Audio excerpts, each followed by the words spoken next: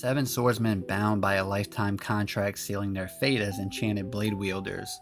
But what would happen if they just vanished? They must be replaced to restore balance to Kagurabachi because peak must go on. But no one of this verse can step in and become contractor. We need swordsmen from other verses, and here's our answer. 7 swordsmen that I personally isekai for this scenario. This has nothing to do with power scaling. Let's just see if I can come up with an acceptable cross-verse match for each enchanted blade. And of course I do challenge you to find someone better. Although keep in mind there is no one set of parameters I use to choose my selections. Each one is different from the previous one. It could be based on design, personality traits, vibe, or it just feels right to me personally. So I know you won't agree with every choice no matter what. Remember to put your cross-verse enchanted blade wielders in the comment section below. Do one sword, a few of them, or take a shot and do all 7. Lastly, like and subscribe for more Kagurabachi content. Enjoy! Starting off with the hardest one, and it's only hard because I don't think there is an acceptable answer for this actual selection, which is Enten, Chihiro's blade. Chihiro wields it perfectly and it just suits him, so it'll be very hard to find someone that is worthy of Enten. Plus it's just hard to see it leave Chihiro's hands and into someone else's. I mean, especially if you think that there's a chance Kagurabachi could go a dark route and reveal that the swords are actually made with a human soul sacrifice. It seems kinda unlikely, but it's still early and you can't really rule out anything. Anyways, I digress. Enten's new wielder is Hiei from Yu Yu Hakusho, and it's simple. I love Chihiro and I love Hiei.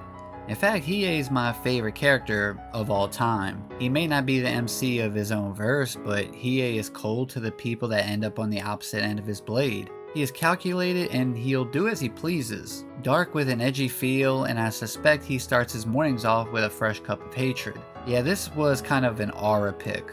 You know, they both have the same personality trait. You don't want to be caught on the wrong side when they're on their revenge journey. Cloud Gouger, I chose Shishio from Rurouni Kenshin. Now, I chose him even though I have not seen or read all of Kenshin, but I've heard a good bit about him through cultural osmosis, and looking at this excerpt from the wiki, tell me who it reminds you of. Shishio displays an extraordinary level of intelligence and insight, leaving the impression of an evil mastermind. He is extremely crafty, being able to hide from the Meiji government despite their efforts to find him, and his plans nearly succeed bringing them down. He is also quite manipulative and is skilled in exploiting a person's psychology to facilitate his own devices, such as he does with Usui and Aoshi. He also learns from his mistakes. After his brush with death from being knocked out with a bullet to the head, he takes to wearing a hachigane, an iron headband, to keep that weakness from being exploited. That sounds a lot like Sojo, how he eluded the Kamonabi for so long even though he was blacklisted, displaying his intelligence with creating the Detensky weapons, and even learning from his first fight with Chihiro. All these things have a match. He sees everything and everyone weaker than him as tools, a means to an end. Ruthless, cruel, and shows no mercy. I think he even stated that he enslaved an entire town so he could bathe in the hot spring with privacy. He is definitely the kind of well thought out villain that can challenge and oppose ideals. And keep in mind, he doesn't need to be lightning in order to wield the Cloud Gouger. Look at Hirohiko, he traded his origami sorcery in to be able to use the Kumiyuri. Tobimune, Yamada Simon Shion from Hell's Paradise. I mean, blind swordsmen are just dope, right? Shion is a man who also carries a lot of guilt. I think Shion would have a different approach even with his guilt bearing down on him. But of course, we also don't know exactly what the swordsmen feel guilty about in Kagurabachi. Now, even though that Shion is blind and he actually has the marks over the eyes just like Samura, he didn't give himself those scars. His mother actually did that to him, using him for money, for status. But he went along with the story that she made up. Shion just tries to do right by those around him. And that man has aura too. My favorite character in Hell's Paradise.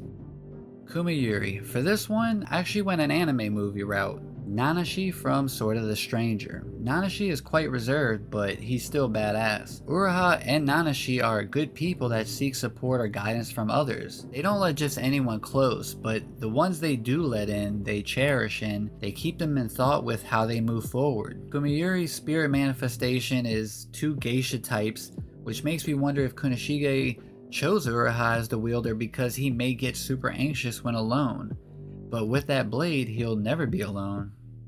The next one, the Beef Bustin' Tuna Town Blade, which the new enchanted blade wielder is King Bradley from Full Metal Alchemist Brotherhood. Now keep in mind, I obviously don't know his name, the name of his sword, what his sword does, anything about him. He just looks like an old grouchy guy that could either deal with cooking or maybe even some kind of forging himself. He also looks like a young Yamamoto mixed with King Bradley. So my line of thinking was, if it is something along the lines of one of those two that I mentioned, I'm thinking it could be fire. Now of course there is Flamebone in the series, but that's not an enchanted blade, and that only uses like a skeleton of fire. It doesn't just freely manipulate like flames. When he gets introduced in the series, we'll have to see what his demeanor's like. He does look grouchy. I'm just gonna name this enchanted blade the Beyonce blade. You get it? Like beehive. Well anyways, I went with Shinobu Kocho from Demon Slayer. I personally think this blade could have something to do with bugs, hence the Beyonce name. It could be healing related, which maybe that's how she looks young. Or she could just be young and a prodigy. It could give her the ability to fly. Maybe it allows her to cloak herself and hide within the environment. Her blade can also be a fragile sword, kind of like how Shinobu's blade is meant to stab instead of slash. There's also a swordman from Katanagatari that has a blade made of glass and it's very fragile, but the swordsman wields it with such beauty and grace that it slashes anything in its way. Not that I'm relating this sword to that one, but just in terms of like it being a thinner blade than the rest. Lastly, we have the Magatsumi. This is a tricky one because the contractor in Kagurabachi seems like a psychopath that just wants his sword back, and his reach of power with the sword is vast. There's also the other side of him, which is the story. A hero that helped bring victory to the good guy side of the Serite War. So I want to pick someone that can straddle the lines between good and bad depending on how you perceive each side. And for that I chose Manji from Blade of the Immortal. This selection was definitely the hardest. With the corruption thing, I kinda thought of Anubis from JoJo's, or I believe the name is Nihil from Dororo episode 4, the demon possessed sword that corrupts people. Ultimately, I went with Manji. This is the one I'm least confident about. I'd like to hear what you guys think though, because it's kind of a weird like position to put someone in. They have to have kind of a psychopath layer to them. It'll be interesting to see if y'all can come up with any. And I mean, that's it. That's all 7. This was just a fun little exercise I thought about. You know, try to bring some different content to the Kagurabachi space. I have a theory video coming out in the next couple days about the Makazumi leader and Kazane joining up to create the anti-Chihiro squad. That video is going to be pretty fire. I think I have enough of an argument to persuade some of you to see the vision of this new faction being made to specifically try to stop Chihiro. Stay tuned for that, and remember, stay normie, stay weeb, shit even in between is fine. Until next time, peace.